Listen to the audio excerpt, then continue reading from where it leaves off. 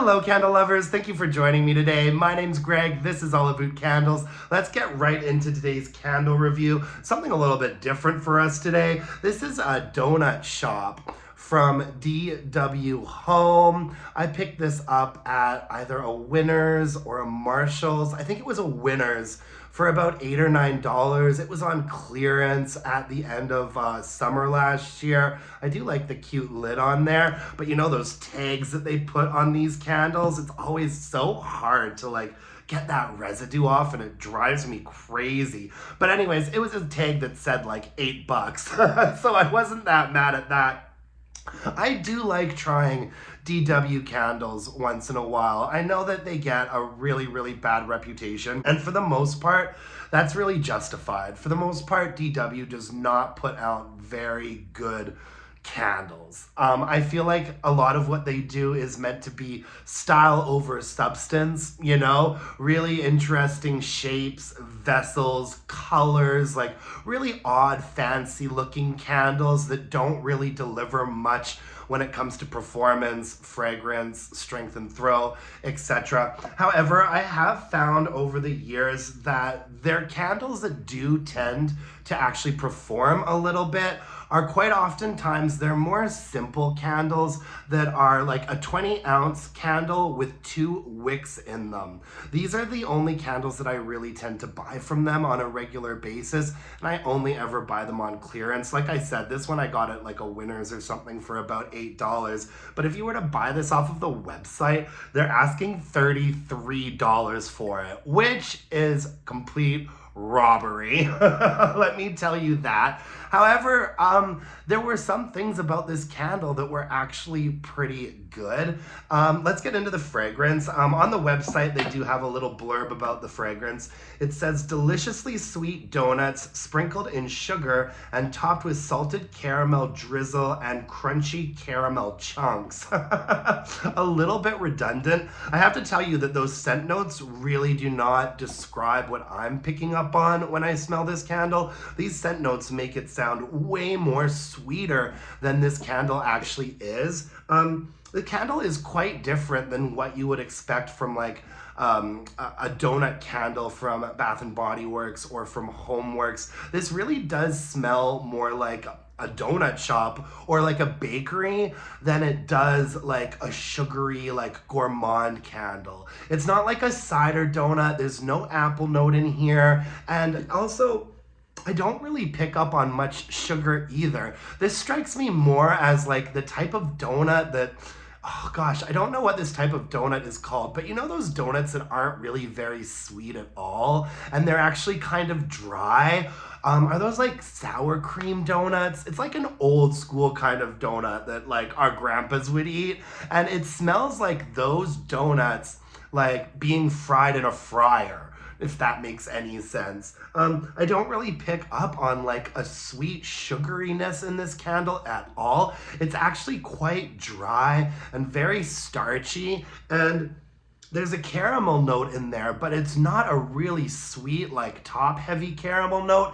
It's quite a like bassy, sort of dark caramel note. And this candle actually sits in a very, very low range. Like it's quite dark and starchy and sort of bakery-esque. And it's actually really interesting, and I like it because it's not as sweet as a lot of the sort of cinnamon sugared donuts, apple cider donuts, like all those other donut candles that we get. I have to say that this is one of the more unique donut candles that I've smelled, because it does actually smell like you're walking into a donut shop where they are like frying up the donuts fresh. Do you know what I mean? It's just not a sweet candle.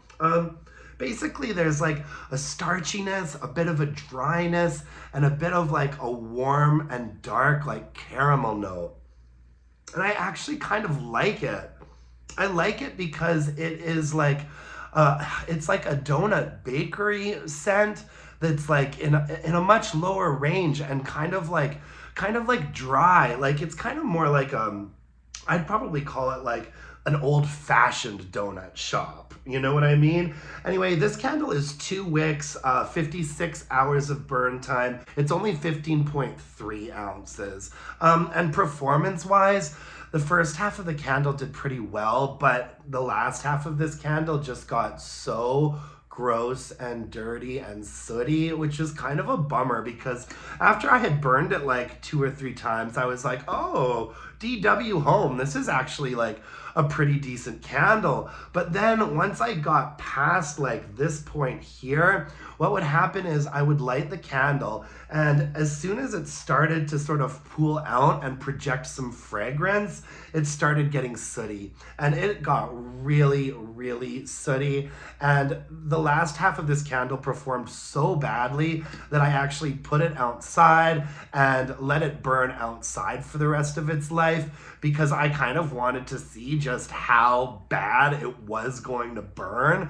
The first half of the candle, like I said, was decent, and in fact the strength and throw was really strong. I'd say it was like a 7.5 for strength and throw, and there was like actually an authenticity to the fragrance of this candle. Like when I walked into the living area and I had it burning, it really did kind of smell like you were stepping into a donut shop. Not like a really fancy high-end donut shop, but more of like the type of donut shop where they're only kind of making a couple different types of donuts, you know, and they're like serving them in newspaper.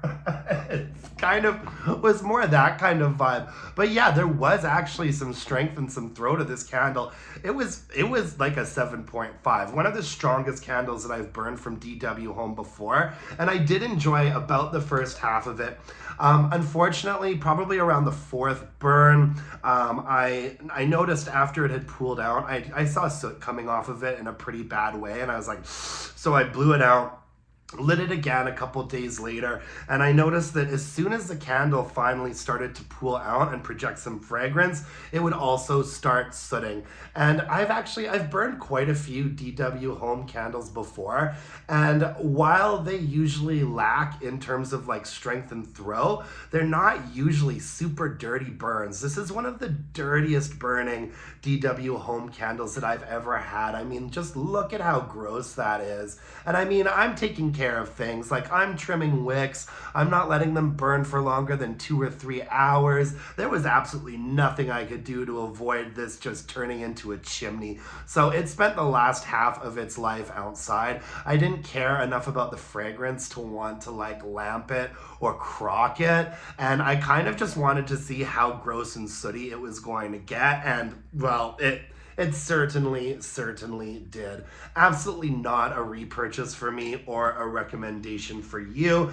But you know what? I do like trying out some of the DW candles once in a while, specifically the ones that are in like this 15-ounce 2-wick format. I have had some luck with them. I've actually had some really, really lovely candles from them.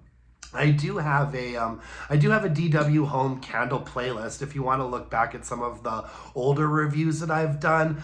There was one that was like, oh gosh, what was it? Like rosemary and sage, I think. Oh, and I love that candle. So I have actually had some success with this brand before, and whenever I see them at like clearance prices from between like $5 to $10, if I see something that interests me, I give it a try. But I would absolutely not be trying this candle again, and I don't recommend it to you either. This was a really dirty fail. Anyways, that's all I've got for you guys today. Thank you so much for joining me. I really appreciate it. If you could hit me up with a like, comment on this video, subscribe to my channel, that would really help me out. You can follow me on Instagram at allabootcandles and email me your burning questions to allabootcandles@gmail.com. Until next time, my dear, gorgeous, and beautiful candle-loving friends, let's burn some candles and bitch about it. Thanks, you guys. Bye now.